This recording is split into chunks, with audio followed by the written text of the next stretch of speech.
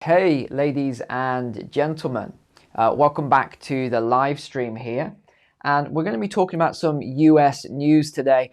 I have been very much enjoying watching the US media over the last week and the sheer gaslighting that has been going on. We're going to talk about what John Kerry has said at the WEF meeting as well. Okay, we'll get into that. But we'll also talk about... Okay, all right, so it looks like it's sorted. Hey, technical issues when you're live, hey. Talk about under the pressure. All right, so let me tell you what I thought was funny about what I saw Kamala talking about this week.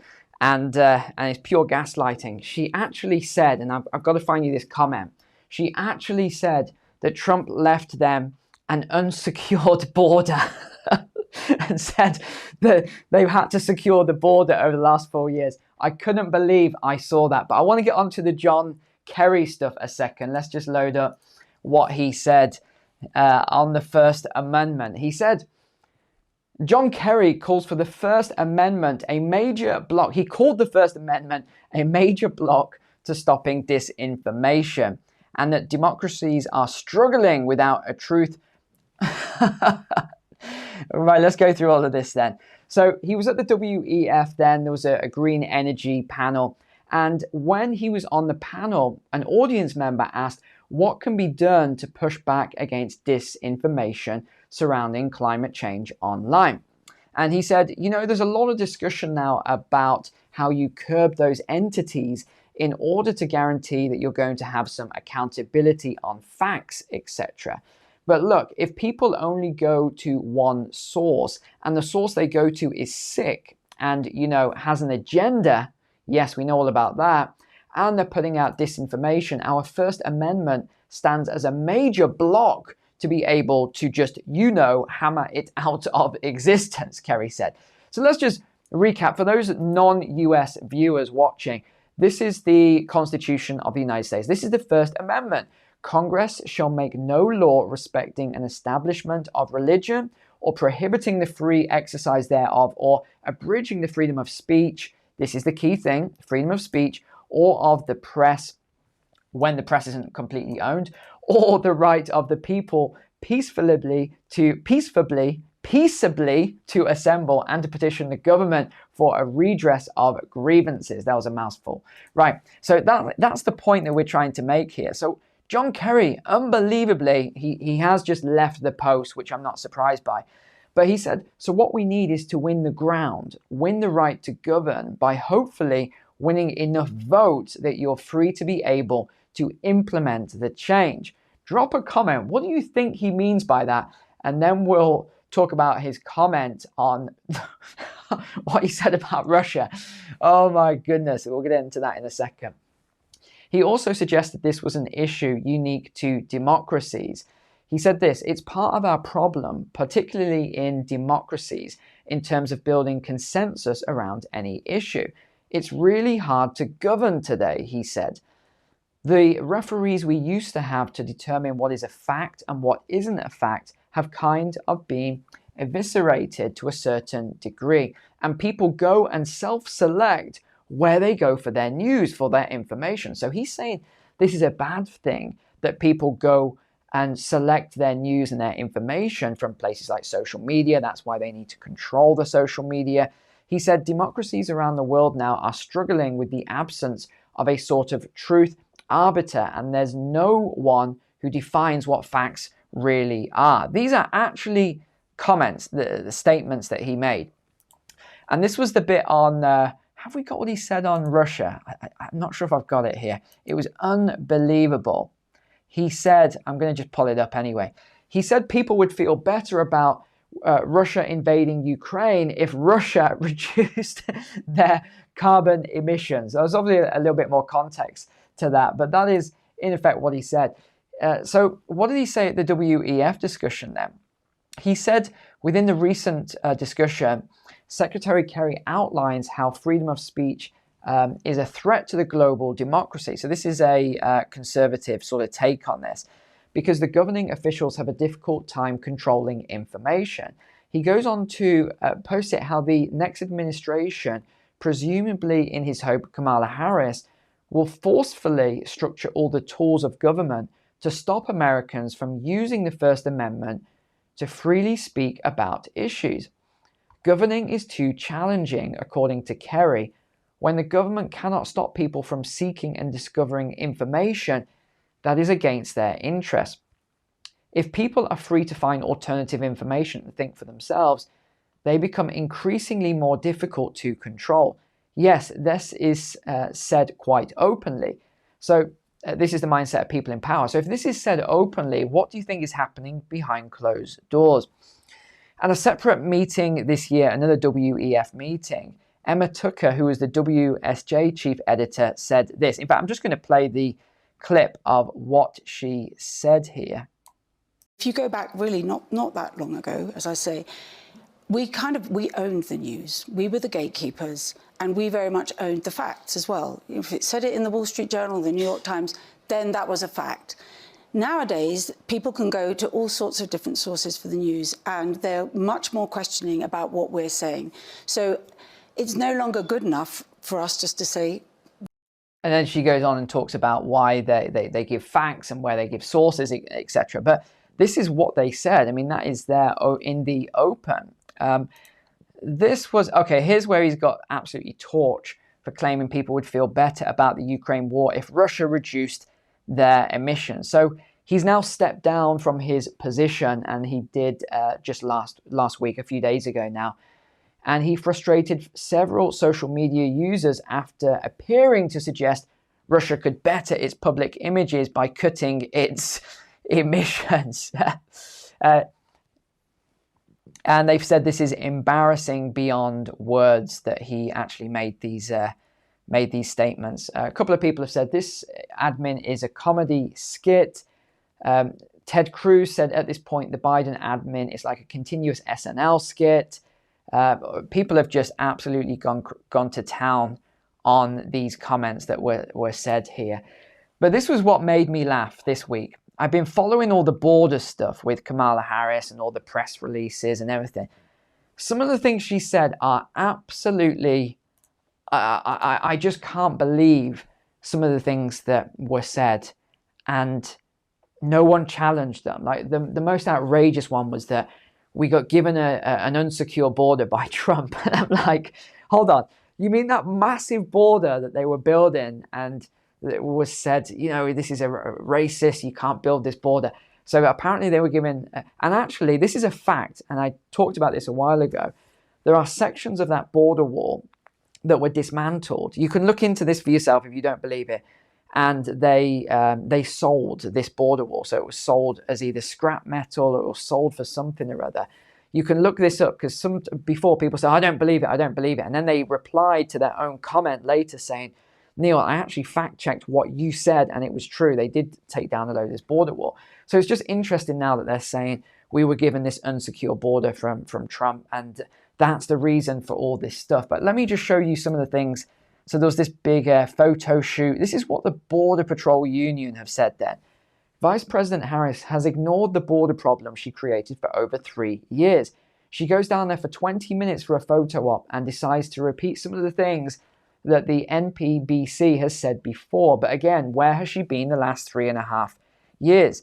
They went on to say this, that the CBP need more resources. We have apprehended over 8 million illegal immigrants over the last 4 years. And now you realize we need more help 38 days before the election. So they're doing all these fact checks basically on Harris as while it's live. So she flew down to Arizona for a photo op at the southern US border, through which untold millions have actually gone into the country. While there, she gave a ridiculous speech in which she called for tougher border security, pledging to enact various forms of immigration reform if she's elected in November, including a 5-year ban on re-entry for those who enter the country illegally. Why a 5-year ban, by the way? Why, if they enter the country illegally, why a 5-year? Why not a permanent ban? Don't ask me, I'm not sure. But this stuff goes on and on and on. It just keeps going. I think we had a graph somewhere on here. I've been following all this stuff. It's just mind-blowing. There is a graph Where is it? Because it's a really good... Okay, this was a tweet she put out. As your president, I will protect our nation's sovereignty, secure our border, and work to fix our broken system of immigration. And she'll partner with Democrats, Republicans, and Independents. Now, we'll get to the chart in a second.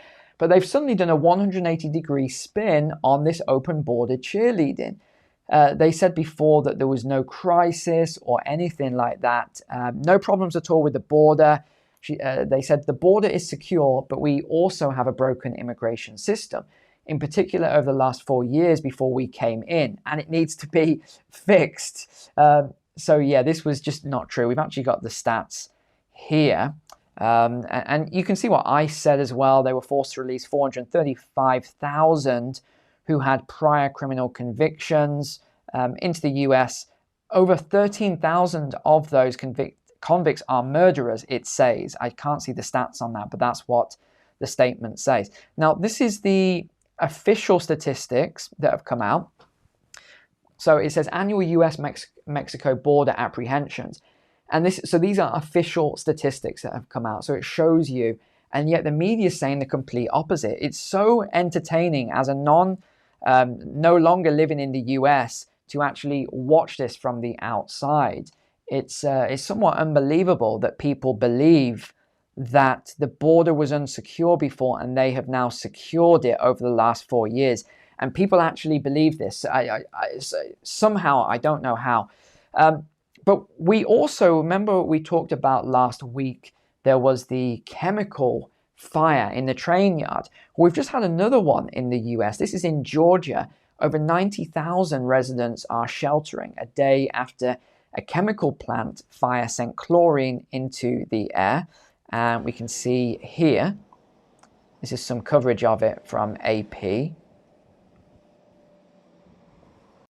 So what I said was that if there was another event like this, I would actually plot it. So I've done that and I've had a look on the map where it is. But let me just cover this. So more than 90,000 residents in a county east of Atlanta were told to keep sheltering in place Monday, and businesses were told to stay closed a day after a chemical plant fire sent a massive plume of dark smoke high into the sky that could be seen for miles. Air quality surveys done by the EP agency, Environmental Protection, and the state actually said they revealed the harmful irritant chlorine detected in the air from the fire at the biolab plant in Georgia. For everyone sheltering in place, the best practice is to turn the air conditioning off and keep windows and doors shut, the statement said. Now, just bear in mind, you cannot stop a gas from entering any property. You look at anyone who lives in cold weather climates, and you know, even if you have really well sealed doors and windows, you close all those doors and windows, you don't suffocate. Why? Because there's always air that actually gets in. Should be pretty straightforward to understand that. But anyway, so this is what we've had then. We had East Palestine, you remember the train fire. We then had Whitewater Township last week, which was here, and then this is where the recent one is. So is there a pattern? I can't see one. I did say, I made that promise I would actually track this stuff and see if there's any patterns. If there is, I don't know what that pattern is. if any of you, your brains work in an interesting way, you can leave a comment on that.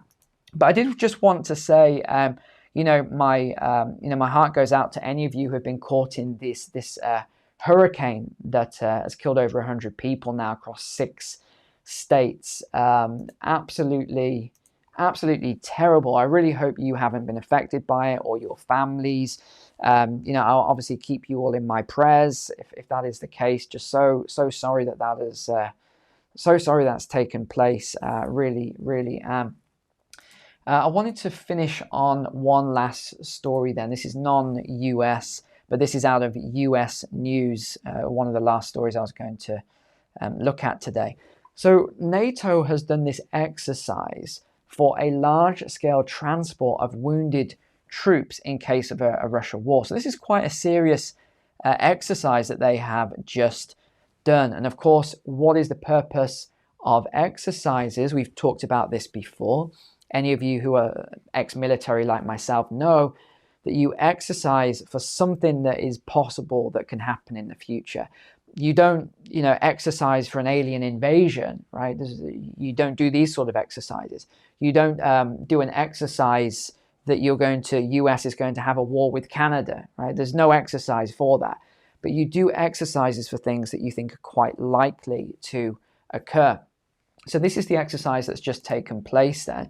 NATO plans to coordinate the transport of a large number of wounded troops away from front lines in case of a war with Russia, potentially via hospital trains, as air evacuations may not be feasible. And this is according to a senior general. So this future scenario we've put in green. So fortunately, this is not live. This is a future scenario for medical evacuations will differ from Allies' experience in Afghanistan and Iraq. And this is what the general has said, the head of NATO's logistics command. He told Reuters in an interview. In a conflict with Russia, Western militaries would likely be faced with a much larger war zone, a higher number of injured troops, and at least a temporary lack of air superiority close to the front lines, the German general has said. The challenge will be to swiftly ensure high quality care for, in the worst case, a great number of wounded, he said, without specifying how many injured troops NATO would expect. The German military said it expects Russia to be able to attack a NATO country as soon as 2029. I'd be surprised if it was that far away in terms of conflict, not necessarily Russia attacking a NATO country, because that would be, 5 years away. But I'd be amazed if we get that far along without something actually taking place. But we also had the JSEC, which is based in the southern German town, stage an exercise in coordination of patient flows. Now, there's obviously a ton more news going on this week. Huge, actually. I had maybe about 40 articles. I'm not even exaggerating here. I had about 40 articles today that all of them I wanted to cover. But what you notice with the videos, I try and block it all together. So today is a heavy US story. The other day was heavy UK. Sometimes it will be geopolitical. Other times it will be Russia, Ukraine. It will be what's just happening in the Middle East. And that's actually just seen a massive escalation over the weekend. It's getting quite serious. So that is another one. I had about a dozen articles to cover on that. And I will get to all of the news this week. It's just there's so much news. It can be somewhat overwhelming to try and cover everything in one video. So thank you so much for watching today. I will get back with you again tomorrow and I'll update you on everything going on. All right. Thanks a lot. Take care. God bless.